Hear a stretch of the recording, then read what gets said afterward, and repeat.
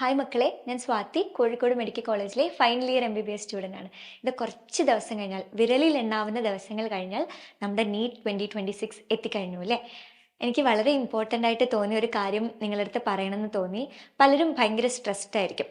ഞാൻ വിചാരിക്കുന്ന ഒരു മാർക്സ് ഒന്നും ഇപ്പം നടക്കുന്ന മോക്ക് ടെസ്റ്റിൽ കിട്ടുന്നില്ലല്ലോ, എന്താവും ഫൈനൽ നീറ്റിൻ്റെ അവസ്ഥ എന്നൊക്കെ ആലോചിച്ച് കുറേ നെഗറ്റീവ് തോട്ട്സ് ഒക്കെ നിങ്ങളുടെ കുഞ്ഞു മൈൻഡിൽ കൂടെ ഇപ്പോൾ പോകുന്നുണ്ടാവും.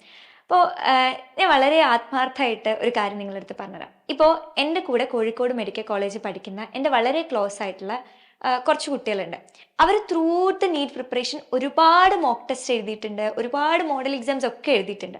പക്ഷേ അതിൽ വെച്ചിട്ട് ഏറ്റവും ഹയസ്റ്റ് സ്കോർ എനിക്ക് പേഴ്സണലി അറിയുന്ന കുറേ പേർക്ക് ഏറ്റവും ഹയസ്റ്റ് സ്കോർ കിട്ടിയത് ഫൈനൽ നീറ്റ് എക്സാമിനാണ്.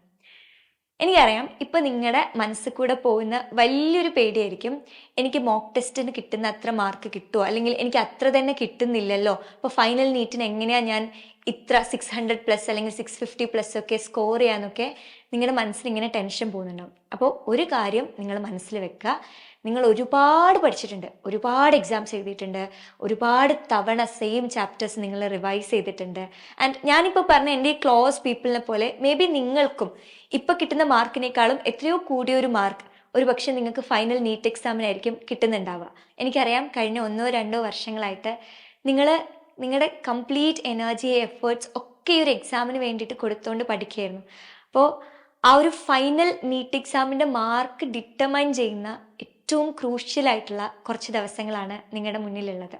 ആൻഡ് ആ ദിവസങ്ങൾ നിങ്ങൾ എങ്ങനെ യൂട്ടിലൈസ് ചെയ്യുന്നു, എങ്ങനെ ആ ദിവസങ്ങളെ ഹാൻഡിൽ ചെയ്യുന്നു എന്നുള്ളത് നിങ്ങളുടെ ഫൈനൽ നീറ്റ് എക്സാം സ്കോറിനെ ഡിറ്റർമൈൻ ചെയ്യുന്ന വലിയൊരു ഫാക്ടറാണ്.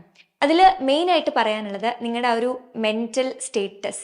അതായത് നിങ്ങൾ ടൂ സ്ട്രെസ്ഡ് ആണെങ്കിൽ, അല്ലെങ്കിൽ നിങ്ങൾ ഭയങ്കര ടെൻഷൻ അടിച്ചിട്ടിരിക്കുകയാണെങ്കിൽ, മേ ബി നിങ്ങൾക്ക് നല്ല മാർക്ക് സ്കോർ ചെയ്യാൻ പൊട്ടൻഷ്യൽ ഉണ്ടെങ്കിൽ പോലും നിങ്ങളുടെ ആ സ്ട്രെസ്സ് കാരണം നിങ്ങൾക്ക് പ്രോപ്പറായിട്ട് എക്സാം എഴുതാൻ പറ്റിയെന്ന് വരില്ല.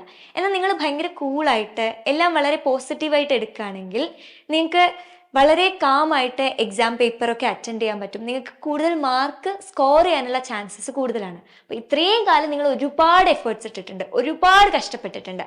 ആൻഡ് ആ ഒരു ഫൈനൽ നീറ്റിൻ്റെ മാർക്കിന് ഡിറ്റർമൈൻ ചെയ്യുന്ന ഈ കുറച്ച് ദിവസങ്ങളിൽ നിങ്ങളടുത്ത് ചെയ്യേണ്ട ഏറ്റവും വലിയൊരു കാര്യം എന്ന് പറയുന്നത്, നിങ്ങൾ വളരെ കാം ആൻഡ് സ്ട്രെസ് ഫ്രീ ആയിട്ട് വളരെ പോസിറ്റീവായിട്ടിരിക്കണം. എന്തൊക്കെ നെഗറ്റീവ് തോട്ട്സ് മനസ്സിൽ വന്നാലും വളരെ കാമായിട്ട് എന്നെ കൊണ്ട് ഇത് പറ്റും, ഞാൻ ഇത്രയും എഫേർട്ട് ഇട്ടിട്ടുണ്ട്, ആൻഡ് ഫൈനൽ നീറ്റ് എനിക്ക് നല്ലോണം പെർഫോം ചെയ്യാൻ പറ്റും എന്ന് നിങ്ങൾ മനസ്സിനടുത്ത് പറഞ്ഞുകൊണ്ടിരിക്കണം. And that's very important. കാരണം നിങ്ങൾ ഈ ലാസ്റ്റ് ദിവസം സ്ട്രെസ് ആയാൽ നമ്മുടെ കയ്യിൽ നിന്ന് ഇത് പോകും. അപ്പോൾ നമ്മൾ ഭയങ്കര കോൺഫിഡൻറ്റ് ആൻഡ് കാമായിട്ട് ഈ ദിവസങ്ങളെ അപ്രോച്ച് ചെയ്യാൻ നോക്കുക. പറ്റുന്ന അത്രയും നിങ്ങൾ റിവൈസ് ചെയ്യുക. എസ്പെഷ്യലി ബയോളജി ഫോക്കസ് ചെയ്യുക, ഇനോർഗാനിക് കെമിസ്ട്രി ചാപ്റ്റേഴ്സ് ഫോക്കസ് ചെയ്യുക, ആൻഡ് ഫിസിക്കൽ കെമിസ്ട്രിയിലെയും ഫിസിക്സിലെയും ഇക്വേഷൻസ് ഒക്കെ റിവൈസ് ചെയ്യുക. നീറ്റ് എക്സാമിൻ്റെ തലേ ദിവസം ഒഴിച്ച്, അതായത് തലേ ദിവസത്തിൻ്റെ തൊട്ട് മുന്നേ വരെ എല്ലാ ദിവസവും ഒരു മോക്ക് ടെസ്റ്റ് വെച്ചിട്ട് അറ്റൻഡ് ചെയ്യുക. ആൻഡ് ആ മോക്ക് ടെസ്റ്റിൻ്റെ വളരെ ഡീറ്റെയിൽഡ് ആയിട്ടുള്ള, വളരെ ഡെപ്തിലുള്ള ഒരു ക്വസ്റ്റ്യൻ പേപ്പർ അനാലിസിസ് ചെയ്യുക. ആൻഡ് വളരെ പോസിറ്റീവായിട്ടിരിക്കുക. ഇത്രയും കാര്യങ്ങൾ നിങ്ങൾ ചെയ്യുകയാണെങ്കിൽ തന്നെ നിങ്ങൾ വളരെ കൃത്യമായിട്ടുള്ള രീതിയിലാണ് ഈ ഒരു ഫൈനൽ ഡേയ്സിന് നിങ്ങൾ അപ്രോച്ച് ചെയ്യുന്നത്. ആൻഡ് നല്ല മാർക്കിൽ നിങ്ങൾക്ക് എത്താൻ പറ്റും. ആൻഡ് എൻ്റെ എല്ലാ സിൻസിയർ ആയിട്ടുള്ള പ്രേയേഴ്സും നിങ്ങളെല്ലാ നീറ്റ് ആസ്പിരൻസിൻ്റെയും കൂടെ ഉണ്ട്. നിങ്ങളുടെ എല്ലാ ആഗ്രഹങ്ങളും സഫലമാവട്ടെ. ഏറ്റവും ബെസ്റ്റ് മെഡിക്കൽ കോളേജിൽ തന്നെ നിങ്ങൾക്ക് ജോയിൻ ചെയ്യാൻ പറ്റട്ടെ. ഒരു 5.5 years കഴിഞ്ഞിട്ട് നമുക്കൊരു ഗ്രാജുവേഷൻ സെറമണിയും, അതായത് നിങ്ങൾ ഡോക്ടറായിട്ട് മാറുന്ന ആ ഒരു പ്രോസസ്സൊക്കെ ഒന്ന് ആലോചിച്ച് നോക്കുക.